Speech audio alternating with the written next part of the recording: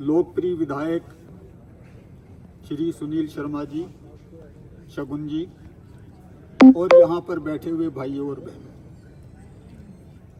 बांग्लादेश में जो कुछ हो रहा है उससे सारे विश्व का हिंदू समाज आहत है और दुखी है। और उसके साथ साथ दुनिया में जो भी मानवता प्रेमी है, जो मानवीय दृष्टिकोण रखता है, वो भी इसकी भर्त्सना करता है। सारे देश में इसके प्रति बहुत रोष है, इसके प्रति बहुत रोष है और दुख भी है। ये बहुत कष्ट की बात है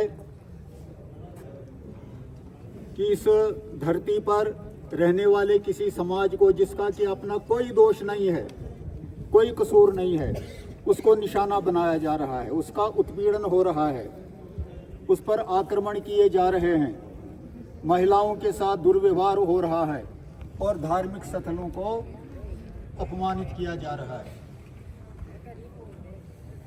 हमारा तो ये मानना है कि अभी हम सब लोग, दुनिया के सब लोग, बड़े बड़े दार्शनिक, फिलासफर, वैज्ञानिक कहते हैं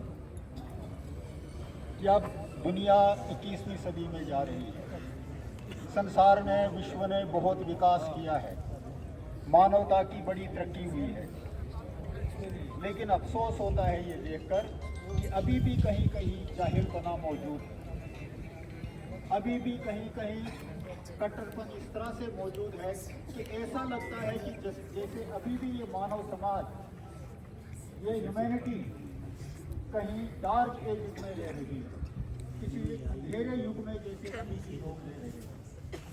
आज के युग में जबकि दुनिया के अंदर ग्लोबलाइजेशन बढ़ रही है, सारे लोग निकट आ रहे हैं, सारे देश निकट आ रहे हैं, एक दूसरे के साथ सहयोग कर रहे हैं, उस सहयोग के बल पर ही आज दुनिया इतना आगे पहुंची है। लेकिन अफसोस की बात है कि ऐसा होते हुए भी आज भी ऐसे लोग मौजूद हैं जिनकी थिंकिंग, जिनकी सोच अत्यंत नकारात्मक है।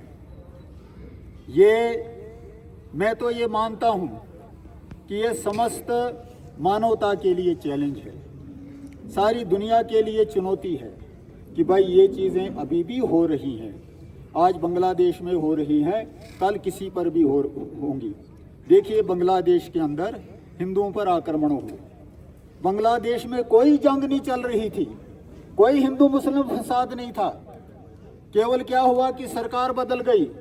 सरकारें बदलती रहती हैं, बनती रहती हैं। अगर वहाँ से उन्होंने शेख हसीना को हटा लिया, उसकी जगह पर अगर दूसरी सरकार आई थी, ऐसा कंट्रीज में होता है। लेकिन ये समझ नहीं आ रहा है कि उसके बाद हिंदुओं पर, अपने ही लोगों पर, जो बांग्लादेश के ही नागरिक हैं, उन्हीं के भाई हैं, उन पर आक्रमण क्यों शुरू हो गए, उन पर इतना अत्याचार क्यों शुरू हो गया। और क्या कारण है कि अब उनके मंदिर भी सुरक्षित नहीं हैं, उनकी माताओं बहनों पर, छोटे छोटे बच्चों पर अत्याचार हुआ है। ये तो मानवता को शर्मसार करने वाली घटना है, शर्मसार करने वाली बात है। देखिए, जंगें, लड़ाई, फसाद, दंगे सब कंट्रीज में होते रहते हैं, हमारे अपने मुल्क में भी होते हैं। लेकिन सरकार नाम की कोई चीज़ होती है, सोच विचार करने वाले कोई चीज़ लोग होते हैं जो फौरन इन चीज़ों पर काबू पाते हैं, लॉ एंड ऑर्डर मेंटेन करते हैं और लोगों को सुरक्षा प्रदान करते हैं। समझ नहीं आती कि बांग्लादेश में ऐसा क्यों नहीं हो रहा है। आज इतने लंबे अरसे से, महीने से ज़्यादा समय हो गया, बार बार हमले हो रहे हैं, ऑर्गेनाइज्ड तरीके से अटैक हो रहे हैं, कोई लॉ एंड ऑर्डर नहीं है। वहाँ की फौज क्या कर रही है, वहाँ की पुलिस क्या कर रही है, वहाँ की सरकार तो इन प्लेस है, वो क्या कर रही है। ये और सबसे ज़्यादा दुखदाई बात है, किसी सरकार के होते हुए, सेना के होते हुए, लॉ एंड ऑर्डर मशीनरी के होते हुए इस तरह से क्यों हो रहा है। मैं तो ये समझता हूँ कि हर समाज के अंदर देखिए चिंतक होते हैं, फिलासफर होते हैं, मुफक्किर होते हैं। आज दुनिया भर के मुफक्किरों को, विशेषकर इस्लामी जगत के मुफक्किरों के लिए सोचने का समय आया है कि क्यों हो रहा है इस तरह से, हमारे आदमी इस तरह से क्यों कर रहे हैं। फ़लस्तीन की लड़ाई चल रही है, हमास के साथ लड़ाई चल रही है, वहाँ भी हम देखते हैं कि अत्याचार भी हो रहा है, छोटे छोटे बच्चों के साथ भी हो रहा है, इसमें कोई शक नहीं है। लेकिन लड़ाई दुतरफा है। अगर एक तरफ से तोप चलती है, दूसरी तरफ से टैंक चलता है, वहाँ जब तक वो जंग दुतरफा चलेगी वो तो चलेगी, उसमें बेगुनाह लोग भी मारे जाएंगे। लेकिन बांग्लादेश में इस किस्म की तो कोई स्थिति थी नहीं। वहाँ तो हिंदू और मुसलमान भाईचारे से रहते आए थे।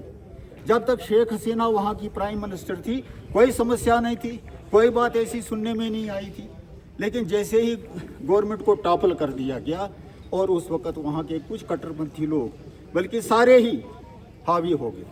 और जो अत्याचार इस हुआ है, ये तो वही अत्याचार है जो जर्मनी में यहूदियों के साथ किया था। जर्मन ने 60 लाख लोगों को मार दिया था और अभी तक बांग्लादेश में भी हज़ारों लोगों को मार दिया गया है।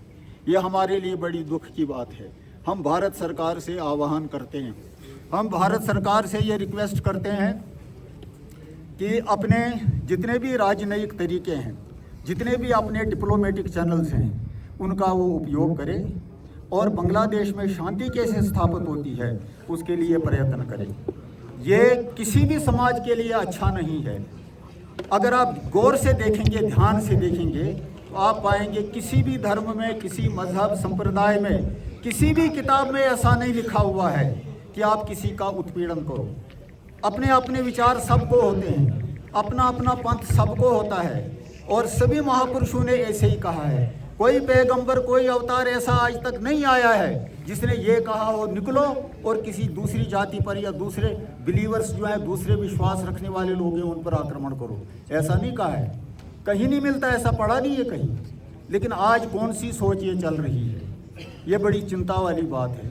कल वहाँ बांग्लादेश में है, कहीं ऐसा हमारे देश में ना हो जाए, कहीं और किसी देश में ना हो जाए, और फिर ये सारी मानवता के लिए संकट बन रहा है। ये जो सोसाइटी, ये जो लोग, हमारे फिलासफर कह रहे हैं कि आज हम सभ्य समाज है, ये बहुत आगे निकल गए हैं, चांद पर भी जाते हैं, सूर्य पर जाने की तैयारी हो रही है, मंगल पर जाने की तैयारी हो रही है, स्पेस एज शुरू हो रही है।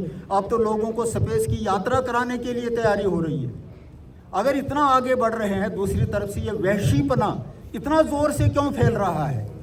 इसलिए सबको विचार करने की ज़रूरत है। इसमें मज़हब, संप्रदाय इत्यादि का कोई सवाल पैदा नहीं होता है, सवाल मानवता का है। और मानवता की शिक्षा, मानवता के विषय में हर पंथ, हर संप्रदाय, हर मज़हब में लिखा गया है और हर महापुरुष ने इसके बारे में कहा गया है। आज बड़ी हैरानी होती है कि बहुत सारे लोग, बड़े बड़े देश या वो धार्मिक नेता या वो बड़े बड़े उलमा या वो बड़े बड़े समाज के नेता खामोश क्यों हैं? इसकी भर्त्सना होनी चाहिए, इसकी निंदा होनी चाहिए। जहाँ भी कहीं सोच विचार रखने वाला विचारशील व्यक्ति है, किसी भी देश का कोई नागरिक है, जंगें चल रही हैं, वो जंगें वो खुद उनको संभालेंगे कैसे? यूक्रेन और रशिया की जंग से भी दुनिया पर असर पड़ रहा है। न्यूक्लियर वार होने का खतरा है और जब न्यूक्लियर वार होगी सारी दुनिया चपेट में आएगी। लेकिन उसमें हम कुछ नहीं कर सकते, वो उन दो देशों ने आपस में करना है। लेकिन यहाँ तो ऐसा है ही नहीं, दूसरा तो कोई महाज ही नहीं है। किसी ने, एक हिंदू ने भी एक पत्थर नहीं मारा बांग्लादेश में किसी पर, या किसी उनके धार्मिक स्थल पर, या किसी आक्रमण किया हो, या किसी तरह की कोई बेहुरमती कहीं की हो, कुछ भी नहीं। शांतिपूर्ण वातावरण में अपने मुल्क में अपने ही लोगों के साथ रह रहे थे, उनका ही भाई उनका दुश्मन हो गया। ये बहुत ही चिंता वाली बात है। इसमें जितने भी विचारशील लोग संसार के अंदर हैं, इस देश के अंदर है, जहाँ भी है, किसी भी पंथ संप्रदाय के अंदर हैं, उनको इस चीज़ की भर्त्सना करनी चाहिए और भारत सरकार को तुरंत प्रभावशाली एक्शन उठाना चाहिए। हमारे प्रधानमंत्री नरेंद्र मोदी जी जब फ़लस्तीन में संकट आता है तो फ़लस्तीन के राष्ट्रपति से फ़ोन पर बात करते हैं, और जब इसराइल पर संकट आता है तो इसराइल के राष्ट्रपति से बात करते हैं। हमारा अपने प्रधानमंत्री जी से ये कहना है कि इसी तरह से ठोक बजाकर बांग्लादेश से बात करो और सीधे सीधे उसको कहो कि भाई वहाँ अमन और शांति करो, सब लोगों को पीस प्रोवाइड करो, सब लोग वहाँ रहें, लिव एंड लेट लिव, ये जो सबका अधिकार है इसको वहाँ लागू करो। यही हमारा कहना और आज के धरने का भी हमारा उद्देश्य है। मैं इसी से अपनी बात को समाप्त करता हूँ। धन्यवाद।